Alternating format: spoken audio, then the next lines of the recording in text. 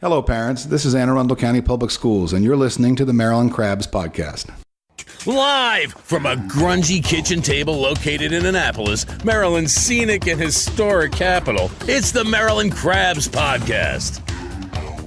With each episode, your hosts, Tim Hamilton, John Frenay, and the occasional guest will dive in and pick apart the stuff that really matters most to you. We're too lazy to actually solve any of these problems, but we can definitely stir the pot. From schools, politics, parking in the fire lane, to those horrible people who drive BMWs. And here with this week's episode, live from the kitchen table, Tim Hamilton and John Frenay. It's the Maryland Crabs, and we're talking weather. And we're talking weather again because I now remember to take the buttons off of mute. Now you know how I feel. Nothing like doing an entire intro and then looking down and seeing nothing there and then having to tell your stupid partner that, hey, I wasn't recording. I forgot to push the button. Yeah, I've done that a few times. But no, we are going to talk weather. We're going to talk with George Young, who does my daily weather on the Daily News Brief on Ion Annapolis. He's my go-to guy, and I mean that seriously, because I listen to him every morning when I'm getting ready for work, and I listen to him. And he's always dead on because I think he's a weather nerd, obviously. So he's really, really into the weather. And Justin Burke, who's a nice guy, but he's always like, it's going to snow. I'm like, dude, it's July. So he's a little over the top with the snow. So I'm like, it's like having a 12-year-old predict the weather. George, isn't he? No, I mean, he's a nice guy, but just... Yeah, and George is just like that. I think that's just sort of...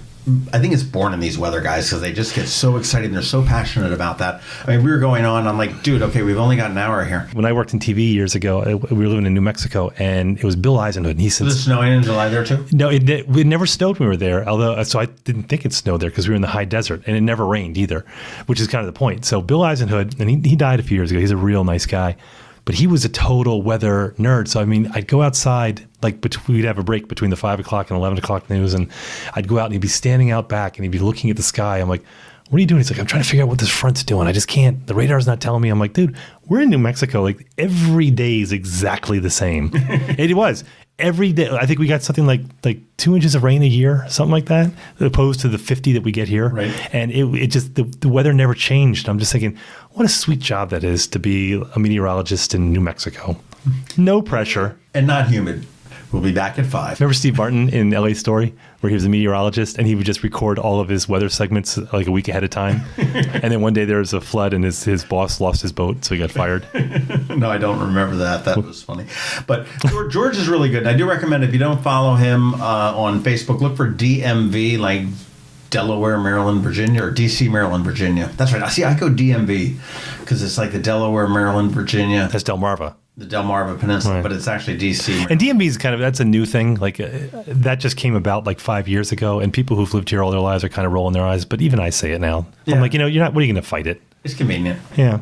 But check him out at dmvweather.com, and he's got a great app. And I have it. I mean, it's not the fanciest, snazziest, but he's got a lot of really good tools, and it's really accurate, and he does update it manually. Plus, it's specific to Annapolis. You can pick specific to Annapolis, which is really nice, because our weather's so loopy. It is. It's weird, because we got the bay, we've got the bubble. And hopefully he'll talk to us a little bit about why we panic so much. I mean, one of the things is there's going to be 5 inches of snow and the schools cancel, and then it gets a dusting of nothing. Because we're coastal. So, I mean, our weather as a gardener, I'll tell you right now, is that we're in the same gardening zone. If you live on one of the peninsulas on Anne Arundel or Calvert County, you have the same climate as North Carolina. You're a zone 8.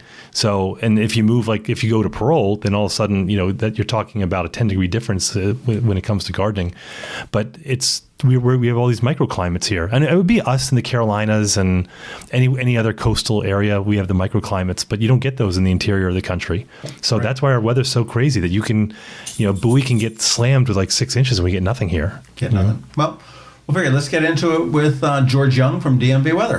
Jorge. When you're a community bank, you help your community however you can. Like being there for local business people, backing them up when they start up, advising them when they ask, standing by them so they can grow. Helping local businesses is one of the most important things we do at Severn Bank. I'm Alan Hyatt, chairman of the bank, but I'm also a proud supporter of businesses in Anne Arundel County. You know we never forget that here at the bank, we're a local business too. We face the same challenges and opportunities as any business, and we know how fortunate we are to have customers who stand beside us. That's why we stand beside you. If you have a business or you want to start a business, talk with us, because we're banking on you. Severn Bank, here with you. Online at severnbank.com. Member FDIC, equal housing lender. Severn Bank is a trade name used by Severn Savings Bank. When you think of Watermark, you probably think of Harbor Queen. You know, the big white boat that sits down at the end of City Dock. But did you know that Harbor Queen is much more than just a visitor attraction? That thousands of local school children take field trips aboard it every year to learn about the Chesapeake Bay and our region's history. But that's not all you don't know about Watermark. When the Susquehanna River crested, washing thousands of tons of debris into our waterways, Watermark was there, rolling up their sleeves, helping the Annapolis Harbor Master clean up Ego Alley. And when the Annapolis Police Department SWAT team needed a boat to conduct special training exercises on to help protect our waters, they called Watermark. Watermark, making our mark. To learn more about how Watermark is here for our hometown, visit watermarkjourney.com. We're here at the Commons again, and we have a familiar, I don't know whether it's a familiar face to the people that are listening to this, but it's certainly a familiar voice. We've got George Young with DMV Weather, and we met one other time, and we did a podcast, and we recorded it here as well. So we're meeting again back where we did. Yep. We don't see each other during the day. Typically, it's all handled electronically, which is kind of a weird... About 4 times a year, maybe. which is kind of a weird thing. Yeah. But we have George Young, who everybody knows has been forecasting weather for the Annapolis Daily News Brief 5 days a week for us for a year and 3 months. 3 months, yeah. A year and 3 months or so. Missed 2 days, one on his own fault and one because I screwed it up and put the same one in, but that was pretty good attendance. So not too bad. 2 out of 390 days or whatever it may be. But here we are, we're in the late fall kind of part of the year, and Annapolis is getting ready for winter, and Anne Arundel County is getting ready for winter, which means that everybody must lose their mind. They have to absolutely freak out. Now's the time.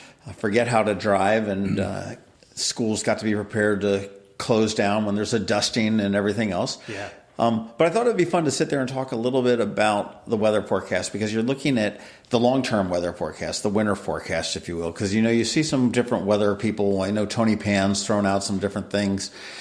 Justin Burke has as well. And certainly the Farmer's Almanac released something, I guess it was in late summer. Yeah. They said it was going to be a pretty much a nothing winter. Not nothing, but it's going to be a pretty much standard winter.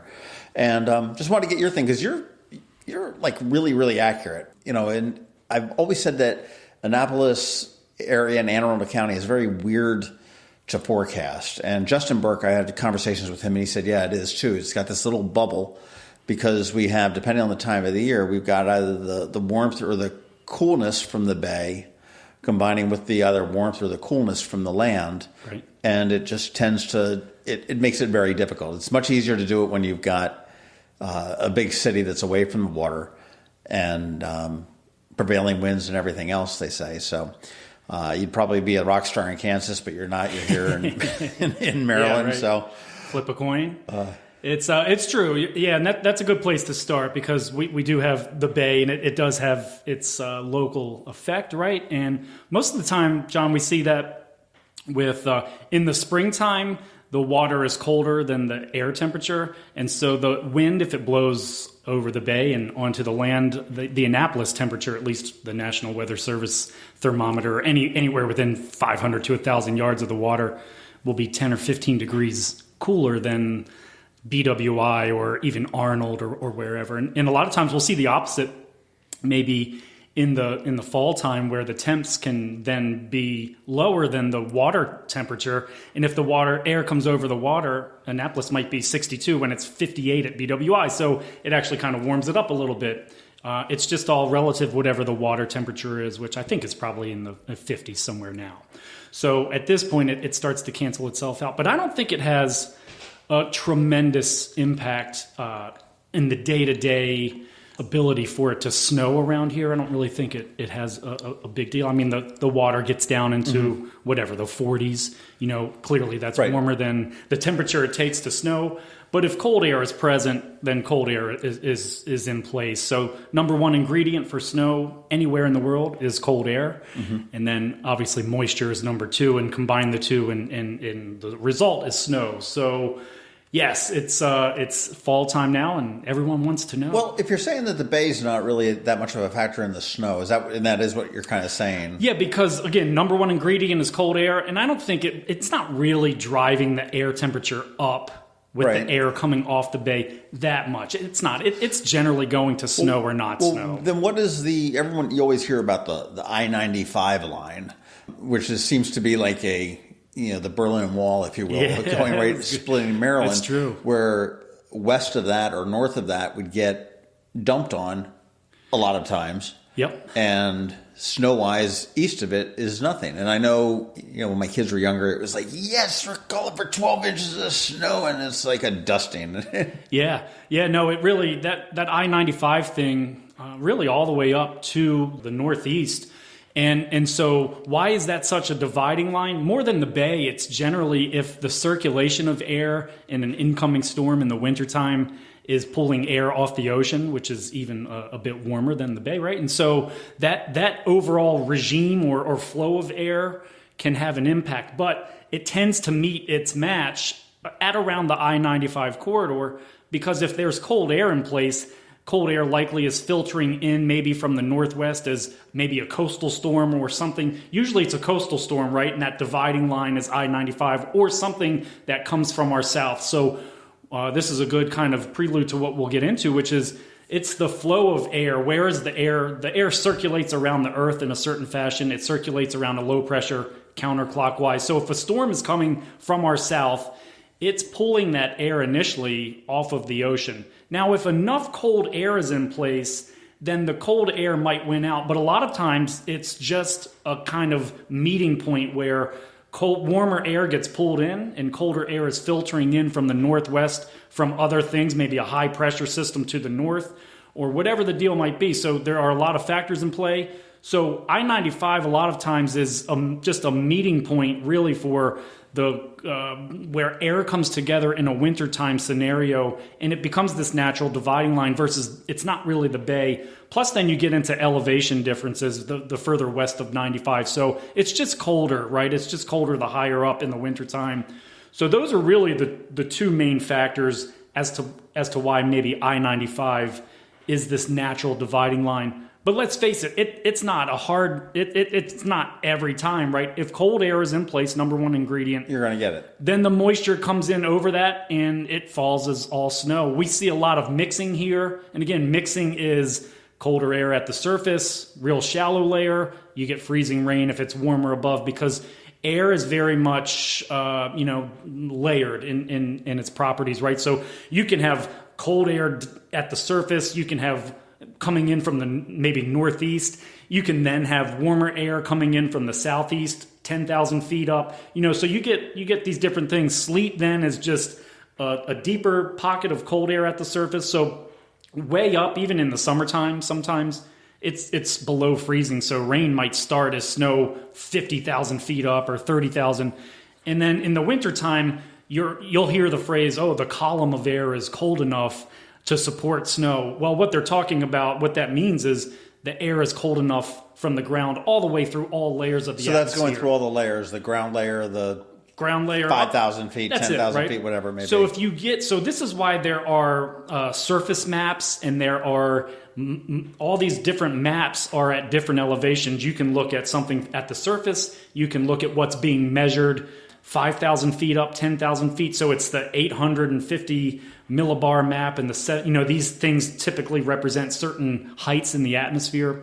So when you're forecasting, a lot of times you can get a little bit too much in the weeds, but you have to know what's going on, especially in the wintertime, at all layers of the atmosphere, because it makes a difference, right? So you can see based on measurements, because where do these measurements come from? Let's get that straight, which is the National Weather Service has a system of balloons that go up every day across the country, and they measure the atmosphere from the surface way up to many, many thousands of feet. Do you know how a balloon works? I mean, obviously it goes at different heights, and it can use an altimeter.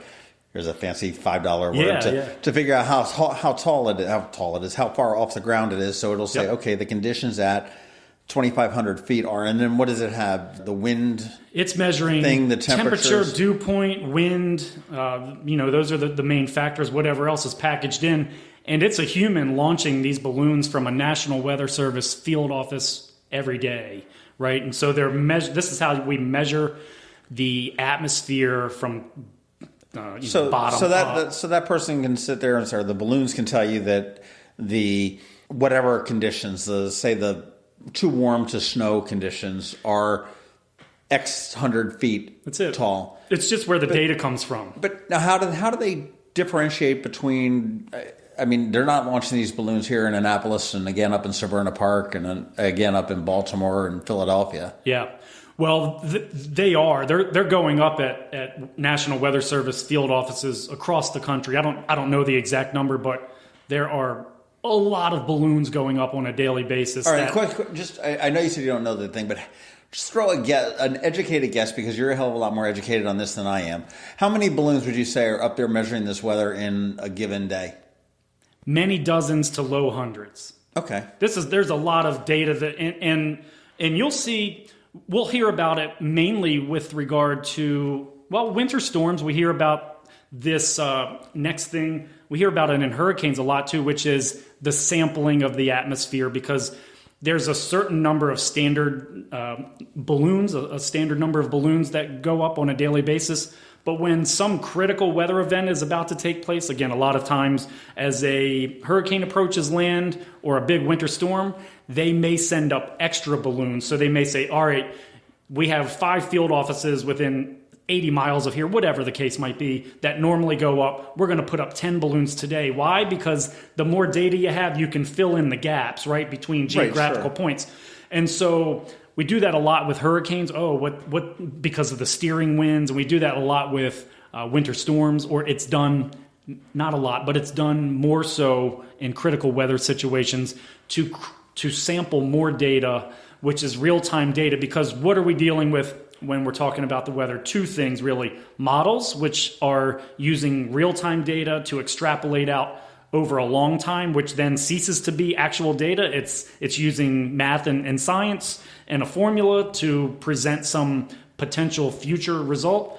But in the very short term, a 24-hour forecast or a 12-hour even forecast is very reliable because it's using real data. And the more real data we have to formulate something, and again, what is the big deal for, so what, it's 12, who can't tell what's going to happen in 12 or 24 hours, but sometimes it's hypercritical, especially in the wintertime, to know even in the next 3 to 6 hours, hey, the atmosphere is now sufficiently cooled enough, it's 33 degrees or 32, whatever, versus 35. And so these small increments become more important mainly in the wintertime, and again with some tropical systems. Well, I know as we moved into the fall, and this was a couple weeks ago, we had a couple days where it was just, I'm going to say, nice fall days, and then it almost seemed like these summer deluges seemed to come out of nowhere. And my girlfriend was saying my basement's flooded again. I needed to get the leaves out of the drain, and it came out of nowhere. So I mean, when you say, it's easy to predict, 12 hours or 24 hours, I mean, and I know you didn't say that, but some people say that. I was ventured to say no, because these things came out on top. And I do remember that you were pretty quick with, on the tweet and saying, hey, we've got some pretty severe storms that are coming through here at the time. And it was just before the election, I think, is when they came in the week before. So it was, so weather does change pretty quickly. Weather changes quickly, and let's face it, and I appreciate the kudos up front and for accuracy and well, here, kudos. Follow him on Twitter at DMV_weather. Yeah. But yeah, so I am the lead forecaster. I do have some interns at some points during the year from a university, but accuracy is clearly important in doing this. The point is to get accurate guidance out there so people make life decisions. It's not 100% like everything, but it's accurate. When it comes to rainfall, it is so difficult to pinpoint the timing and the exact location, even snowfall, but more so rainfall, because it could rain 5 inches at BWI and rain an inch here. That's a huge difference. A 1 inch rainfall is still a big deal, but you can get these great differences in rainfall. It's just the dynamics of the atmosphere make that possible, where that almost does not happen when it translates to snowfall. When you have snowfall, you can have 2 feet north of Baltimore and 6 inches here, but more so than not, much more so than not, there's a consistency to what happens in a wintertime atmosphere versus a summertime atmosphere. So in terms of forecasting rainfall, and whoa, those crazy rains came out. Let's look at election day rains were earlier than expected. You know, it was expected that it would rain here on election day, but it came several hours earlier, and it was pretty fast and furious in the morning. I mean, it was a downpour. It was. And, you know, it was a quick, but it was just, and so the forecast for the day was for rain because of a cold front approaching and some warmer, but it just came in earlier. You wouldn't necessarily see that in a winter storm scenario. So that's the upside, right? What's the one big classic example of when that happened? That almost doesn't happen now because it led to changes, which was Veterans Day 1987, right? And we've joked before about how I know some dates. But this was an epic event, and it was also kind of it was very important because it came out of nowhere. There was the thought that maybe we would see some flurries or whatever the deal, right? It was close to being cold enough. But what happened was the right conditions came together, and it snowed 10 to 15 inches on November 11th in much of Maryland, but certainly east of I-95, which is not, the dividing line is usually the opposite. Right. But the right things came together, and at the time, I was in high school at Eleanor Roosevelt. I lived right there in Greenbelt, and it was like out of nowhere between 8 a.m. and 4 p.m., it was like 15 or 16 inches of snow on the ground. It was insane. And it was a surprise. No one had forecasted maybe even an inch or two, if I remember correctly. But it was a big deal, and that was 1987. That led to, along with some other things, but just the very next year came a new system of radar, and radar gives us great answers to what's going on in the real time, along with all of these other things, right? But the radar that came out in 1988 was the Doppler radar, which is the de facto deal right now. It's the standard, right? But if you look at the name of a Doppler radar, it's WSR-88D, right? Which I think is Weather Service Radar 1988 Doppler is what it stands for. So if you see this technical name, that's where it came from. And that 1987 storm kind of was a precursor to that. And then there were some things, I think there was a 1985 plane crash in maybe Dallas that some downdrafts happened, and they knew they had to come up with a better system of radar and detection of air movement. So this is where Doppler came from. And with Doppler now, we see inside of storms. We see winds moving away from a system and as well as toward a system. That's what these different colors look like. If it's green, it's moving away from the radar. If it's red, it's moving toward it. Huh. If you ever see these two colors together, that typically means rotation. This is how people pick up on rotation.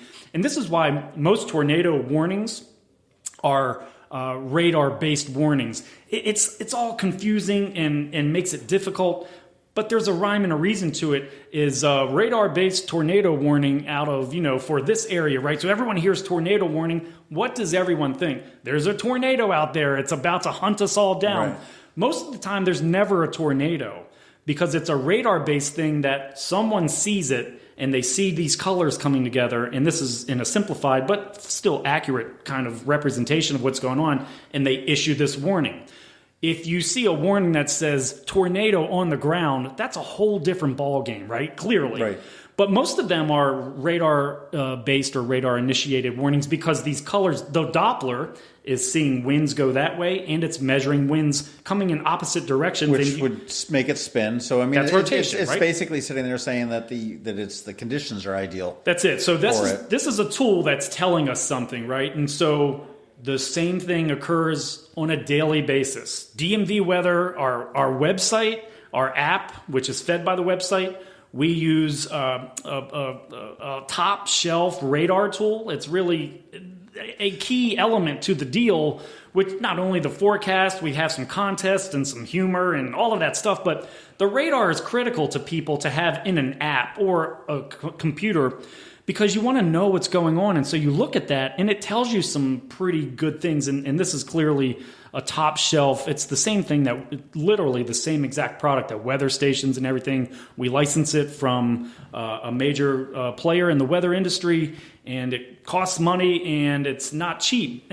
But it's good because it's top shelf Doppler. You can zoom in and out and have all kinds of layers and options that you can attach to it. And it tells you a lot of things. But in the wintertime, it's telling you different things. They just don't pop up so much out of the proverbial blue.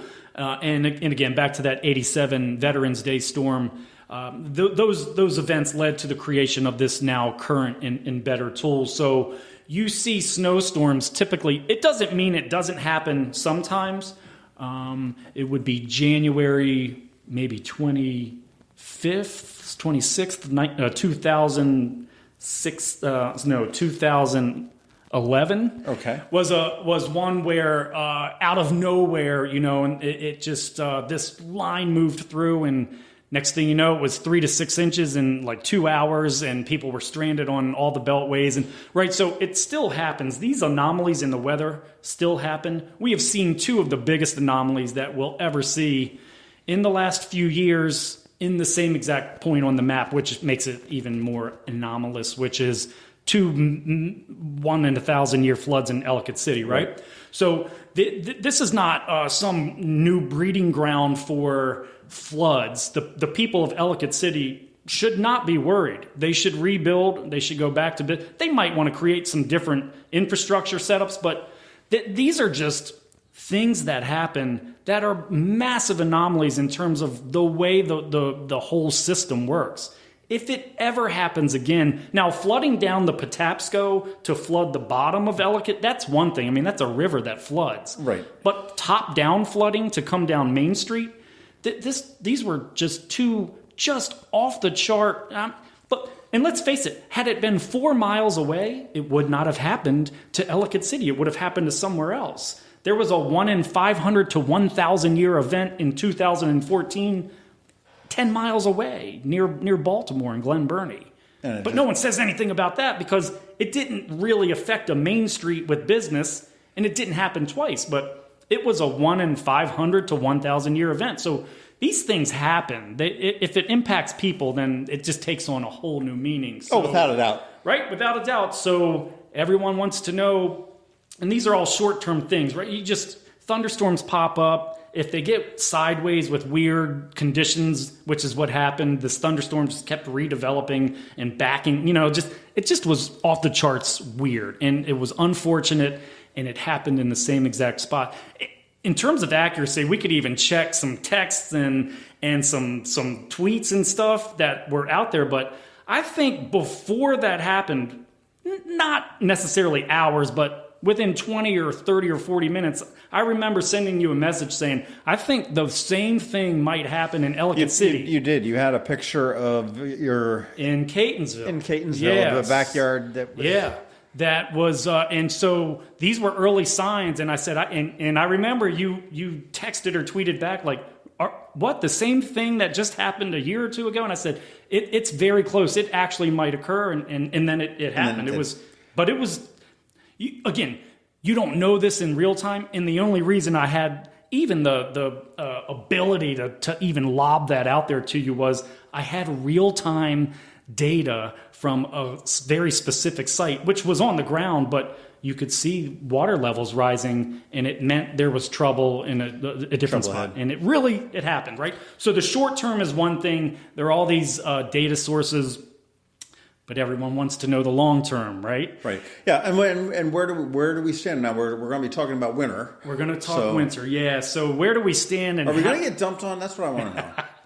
That's what I want. How does it all work, and where do we stand, and are we going to get dumped on? Right. So Yeah, let's build that up for a minute, and I do side with where everyone, I think generally all sources at this point have said it'll be above average, right? I've seen so many sources, Topper Shut, Tony Pan, whatever, right? Maybe Justin Burke, all out there, right? And so I've seen a number of, 18 to 25 or 30 inches, right? And these are not crazy, over the top, above average amounts. Average for Reagan National is 15.4 or something like that. BWI is around 20. And that's 22. throughout the winter, right? These are winter average cumulatives, right? Okay. So for the whole season, 15 for DC, heat island effect. So that big city has more of an impact than the Potomac River, and the way they measure is a little weird too. But so that 20 inches for BWI and 22, slightly colder, obviously west in Dulles. So these are the averages. So this is what we're up against. Last year, really, in the end, for Annapolis, I didn't pull this exact number, but there were numerous snowfall events that were, as we remember, right, half an inch, inch and a half. It was super annoying. It was unfulfilling. But there were a ton of 1 and 2 hour delays on for schools, right? It just was an annoying, very unimpressive. We had a late March snow, which I think might have given us 5 inches, right? It was the biggest deal. All told, it probably worked out to be a fairly average year in terms of snowfall. When it felt like it was one of the lowest snowfall producing, it just felt like a boring nothing winter. But statistically speaking, it was pretty good, or at least it was generally average or right below average. It wasn't that far off. And again, there were numerous times when snow fell. It just was all unimpressive stuff that really almost never came from the south, which is these are the big producers.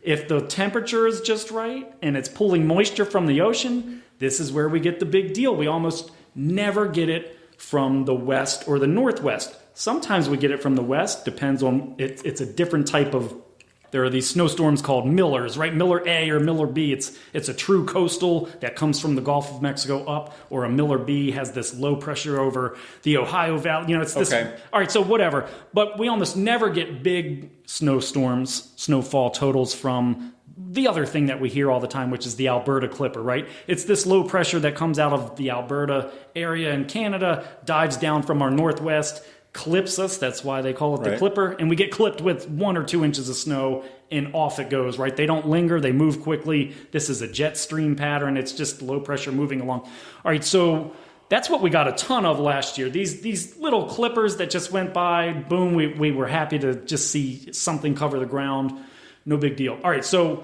long term, really, you're looking for conditions that favor the opposite, all right? Whatever the conditions are, or the factors are that develop these things, we need a different pattern from last year. We can't have this northern stream of energy, we just can't have these northern storms. Will never amount to much. So we need an active southern jet stream. There's a southern jet and a northern jet. And we need these storms to form from the south and move up to our east. Not too close, or they will pull in too much warm air, but just right. If it's too far away, then we're on the western edge, right? And sometimes we see that, very few and far between, but sometimes they're a little too far offshore, and what happens? Salisbury gets 8 inches, Annapolis gets 2, Dulles gets none. It's the opposite, right? All right, so all that being said, we need southern action. And so what are these things that we look for or listen to or hear about? And really it's kind of one or the other is almost the thing we hear every year, which is it going to be an El Nino winter or a La Nina winter, right? Okay, so everyone just wants to hear one phrase or the other. And here's why. Because no one really knows what they mean. But the core, because they're Spanish words, and we don't speak Spanish here. They're Spanish words, right? And so, we don't really. The only other thing we really know is at this point derecho, right? Which we all know means get in the basement or die right away, right? So, but El Nino and La Nina, right? What do they mean? I mean, verbatim, they're just, one means boy and one means girl, right? That's what they mean. But what they represent are opposites, right? Boy and girl. So. At some point, and there's a backstory to why El Nino was introduced, and for the word boy, it meant something. There's some story to it.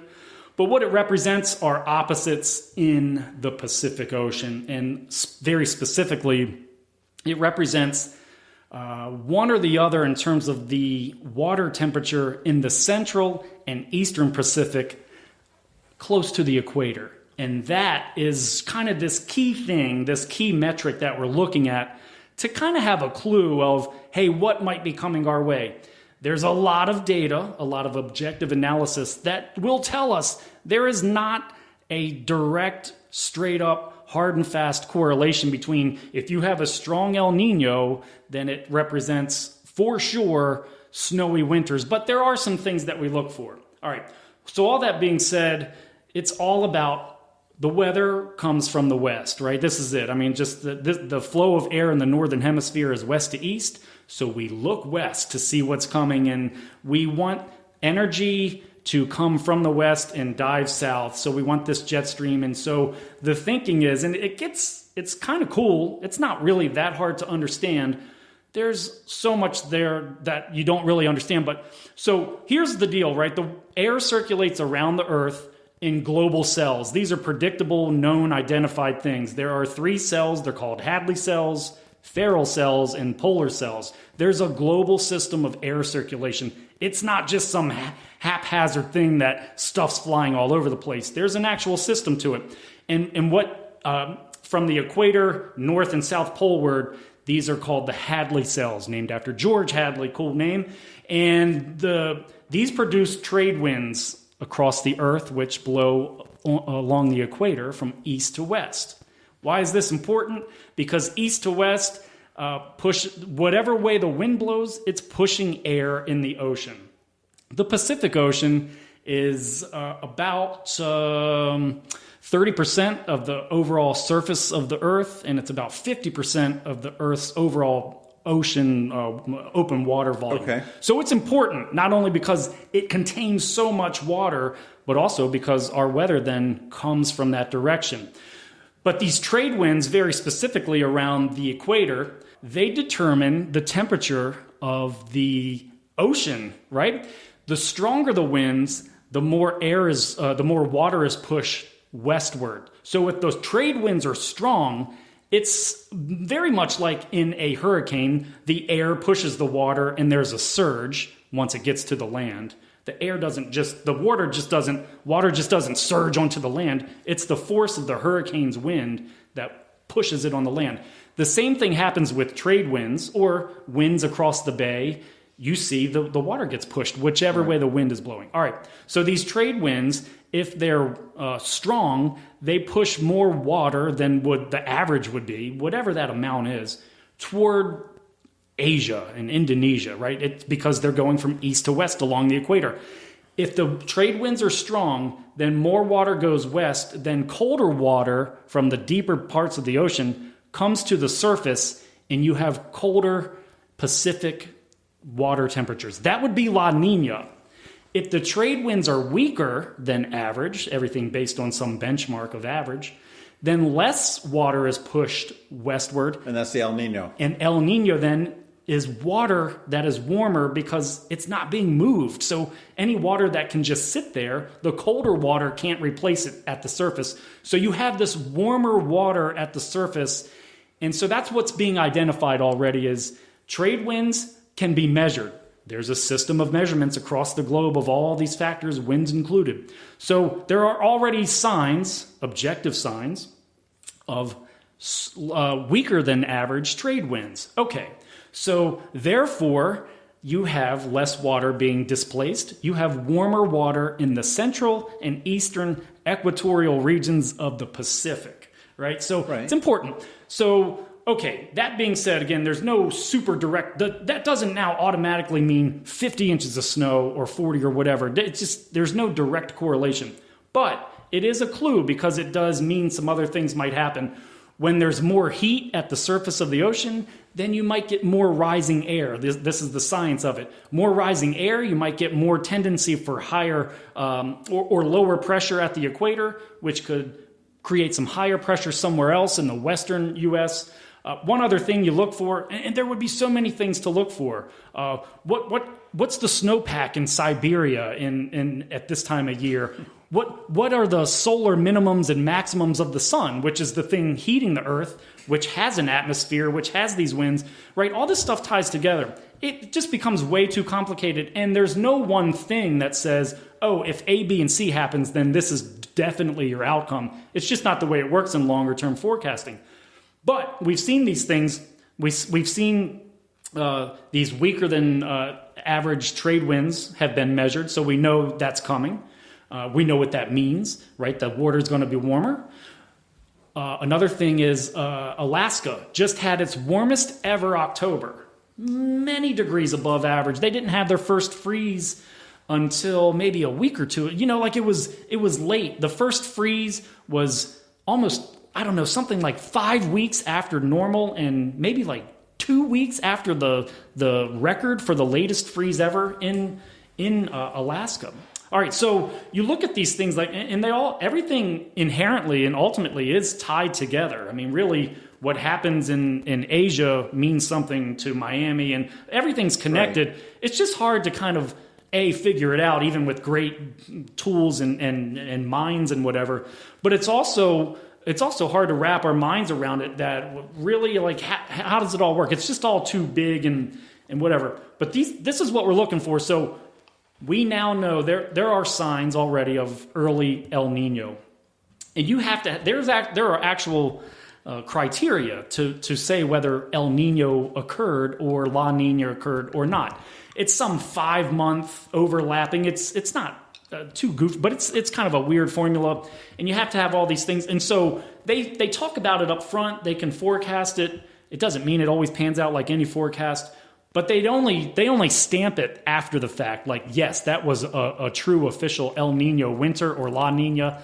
But there's already signs of this occurring. And so this is what we're looking at, because we know if that water is warmer, then it tends to, what it does is it creates a higher probability. And this is where it just, DMV Weather, I don't use percentages. I don't say 70%. I never use them.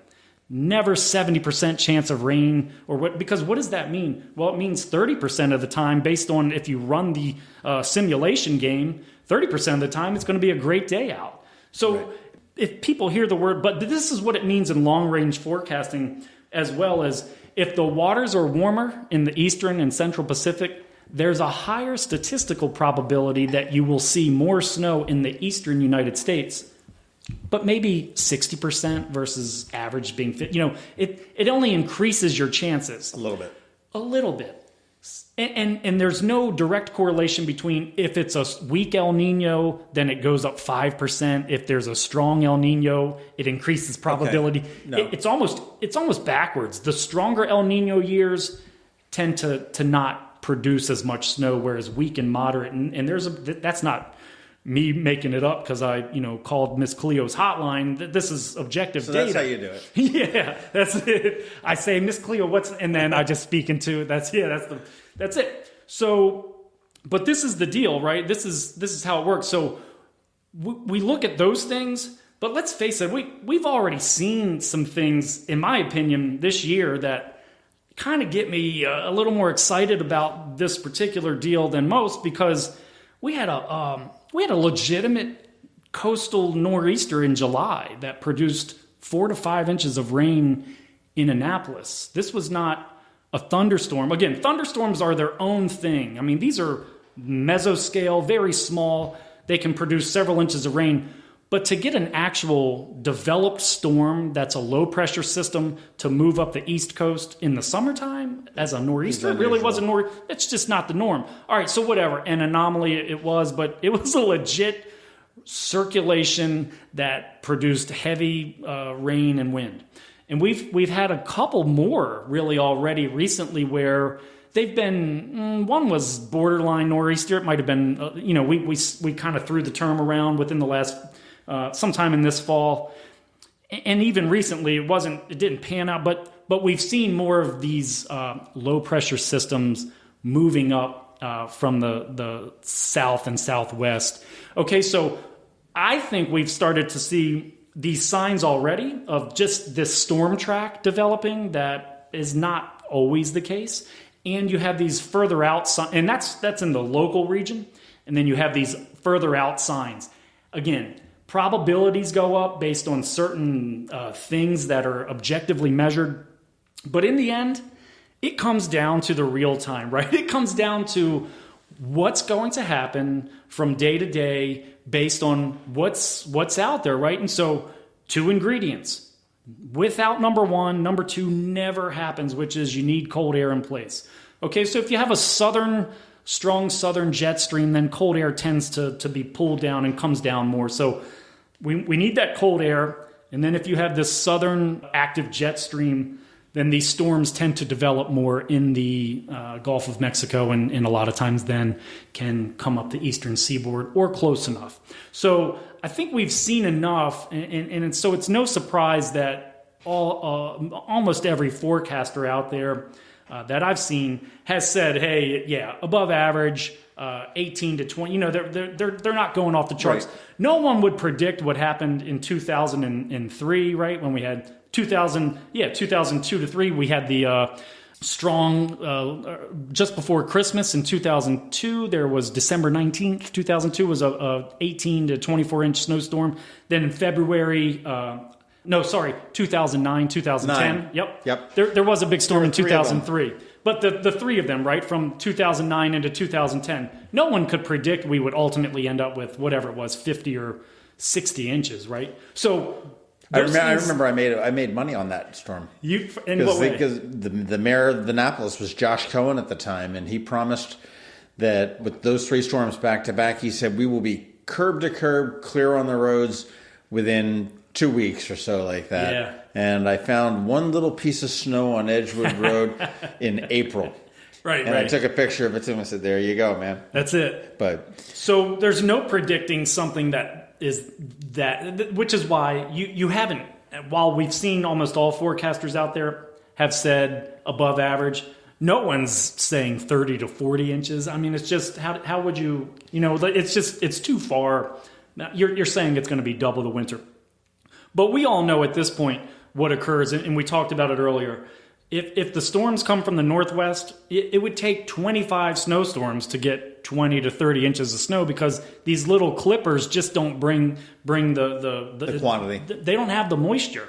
They're coming from Alberta, Canada, which there's no ocean or real body of water to pick it up, versus the other ones. And so we all know what happens in this area is we need that 8 to 12 or 15 inch snowstorm to really have the big winter. And of course, everyone loves it. It's big, and maybe sometimes it turns into a real big blizzard. But even if it's just, 8 or 10 or it's exciting, right? And the numbers, and we see different graphics, and of course at this point, and I get into it a little bit. I try not to go too far out, but I like to be, if you see something even at 7, 8, 9 days on whatever model is your model, everyone and their mother and brother swears the Euro is the only one to follow, but right. They all bring something to the table, right? And so you have to, but if you see a potential storm 7, 8, even 9 days out, it's at that point you should start to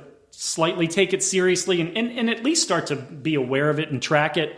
And then obviously when you get within the 3 to 5 day range, this is when it becomes pretty legit. Doesn't always pan out, but the National Weather Service serves an entire country of 200, 300 million people, whatever our number is of population, several hundred million people. So they have to be conservative in their communication. And this is why they don't launch a winter storm watch almost never more than 48 hours in advance, right? And the warning then comes even slower than that. But you can tell 5 to 7 days that something is especially if you then, look at the other factors. Will there be high pressure to the north, which with clockwise rotation will funnel cold air? And, these are some standard things that you look for. But we have to have storms from the south for this to be, for it to ever be a really good winter. Some signs, I think, already point to that, again, both in what we've already seen over the last few months and really especially in the last few weeks. and those other larger signs in the Pacific. So however they ultimately meld together, time will tell. But I do think it's because of that more so than not. The storm track thing has got me more excited than any other factor. And so because of that, yeah, I think we'll be above average. So I think for Annapolis... Well, I'll tell you what. Let me ask you point blank. Let me ask you one question. I want a number. How much snow... And I know you said nobody's going to do this, but I'm going to make you do it. Okay? And you said average we get 50 inches. No. Average BWI 20.1. Oh. Dulles is 22, and Reagan National is 15.4. Okay. All right. So let's say Annapolis is probably 16 or 18. It's somewhere between Reagan and BWI. All right. So a number, because I like specific numbers. And I like to measure that against. So I'm going with 30 inches at BWI, 38 at Dulles. Reagan National will be 28, and I'm going to say 29 in Annapolis. Annapolis measures their activity. There is a National Weather Service station here. Naval Academy? Yes. Yeah. So they have a measuring station. They just are not a climatology station, so they don't really keep... and I could pull the records and do the equate, but I just kind of extrapolated out. So that's it. I think it's going to be 30 inches BWI, close to that in Annapolis and Reagan, and mid-30s in Dulles, because I think there's going to be the right combination of enough cold and a southern storm track. All right, Mr. Weatherman, how many significant snowstorms? Yeah, good question. So I do have that answer too. I think there will be 2 storms of 6 inches or more and 1 storm of 10 inches or more.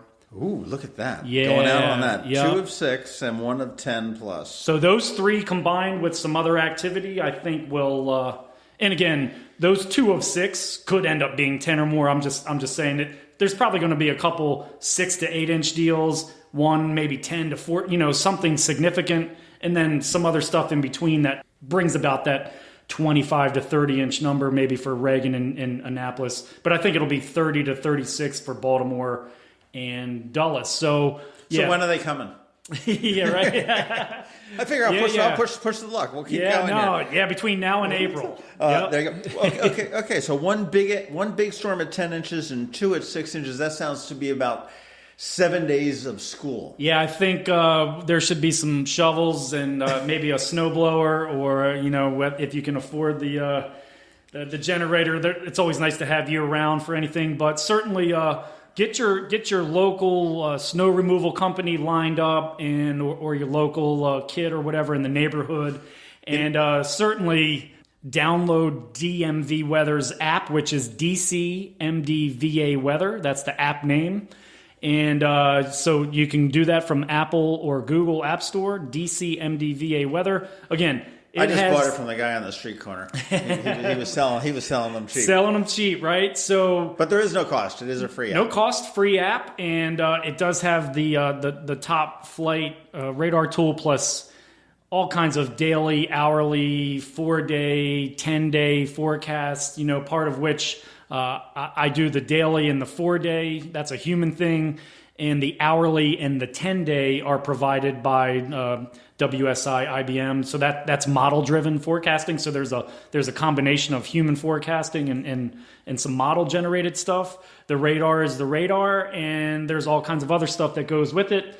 And really, it has become more and more popular, and I love it personally. And I think everyone that you couldn't tell. We have weather snowfall forecast contests in the wintertime, right? And usually there's a prize for whoever's closest, and it's a gift card of whatever, sometimes $25, sometimes $50 or $100, so, and it's, hey, here's a storm's coming up, you have to have your entry in by this deadline, and the one that's closest. It's fun, it gamifies the whole thing, it creates awareness, and really over the last year or two, I've seen on average probably 100 to 200 people join these contests, and that's pretty good, right? It's Facebook only, and it's pretty good. So I'd love to see that go higher, but I do that on the or the All Annapolis Facebook page several times, and we haven't done it. Didn't do it last year, I don't think, but we want to try to do that. I want to see if I can get some local merchants to cough up some that's it, gift cards and stuff like that, and see what we can do. When do you think we'll see the first snowfall? Do you have any idea? Yeah, I don't think it will be in November based on just everything. The fact that we're in November now. It's November, and it's just and November, historically is really there's almost every day of the month historically has shown a measured snowfall in the history of November. Well, historically, what is the snowiest month around here? You're a lifer here. Yeah, it's January. Okay. I'd have to double check that, but it's either January or February, but I think it's January, and it's just the available pool of cold air is just greatest then, right? It's the middle of winter, and so ingredient number one, cold air. So January we get them, but February as well, because there's still enough cold air and you get that same effect of coastal storms. So we could point to many blizzards of January and February dates in history, and so those are the two to look out for. But to answer your question, I think we'll see something probably between maybe the 15th, let me say the 10th and 20th of December, and that's clearly guesswork, but that's also colder air will be available and southern storm track. I'm just putting those two together to try to come up with something. I'll tell you that a couple of weeks ago I talked to the folks at the Military Bowl, and the Military Bowl this year is on January. It's on December 31st. It's on New Year's Eve. Yeah. Last year it was brutally cold when it was here. It was on the 28th. It was about 4 or 6 degrees, and they told me that they talked to their weather person, and they're guaranteeing 65 and sunny on New Year's Eve.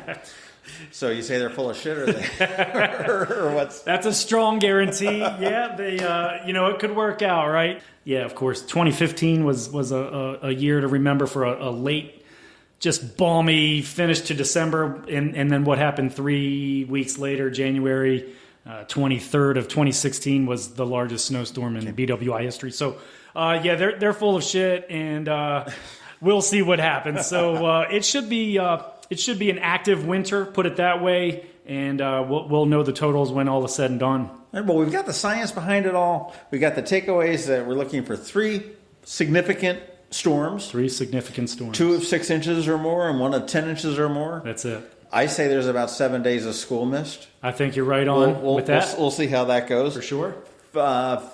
First one might roll in about mid-December. Yeah, 10th through the 20th. And look for most of it probably in that January, February. Absolutely. That's it. Which doesn't sound like too much of a stretch there. That's not a stretch for sure. I mean, it is what it is. It's more storm track versus time of winter, right? If it comes from the south, it's on.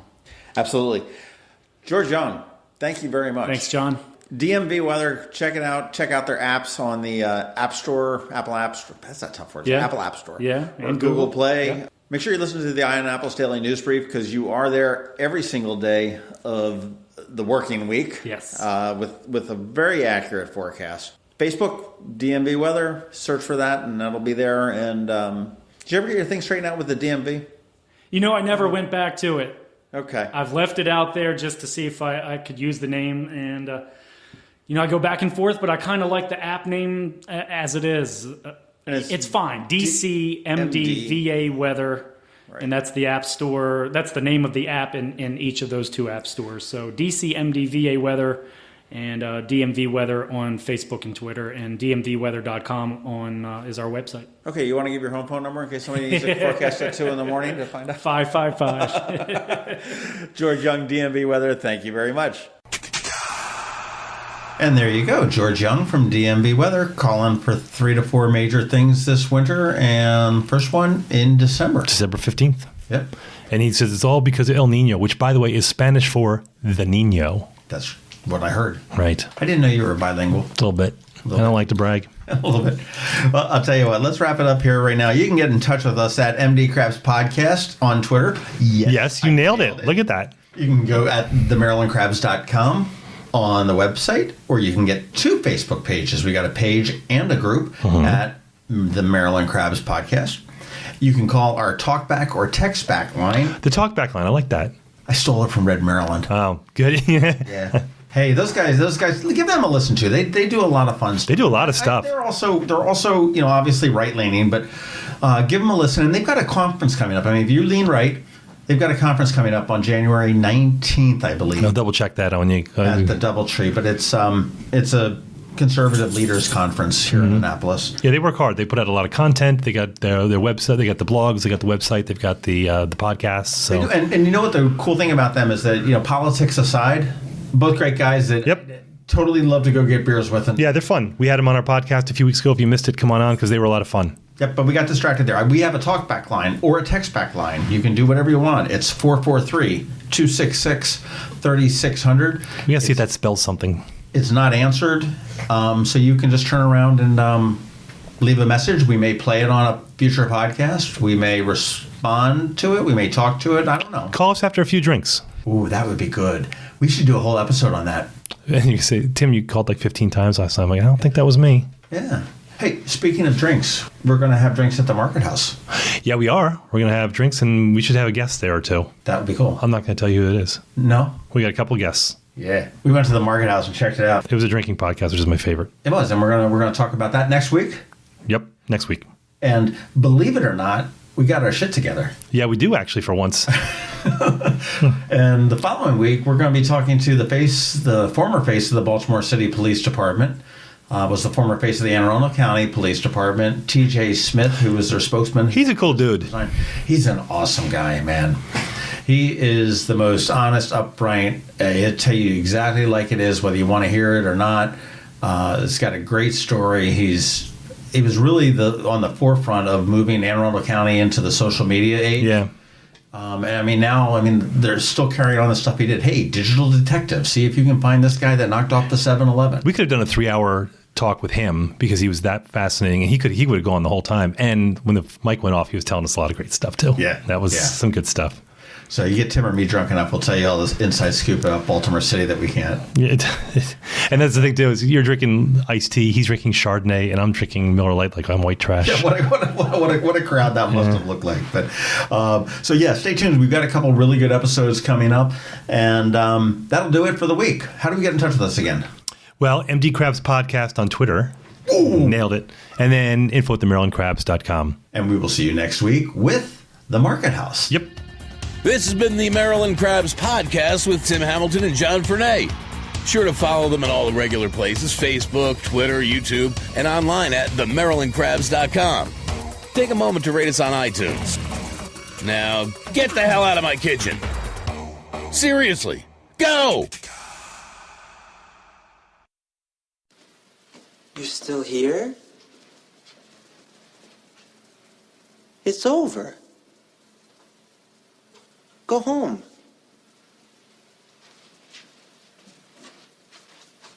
Go.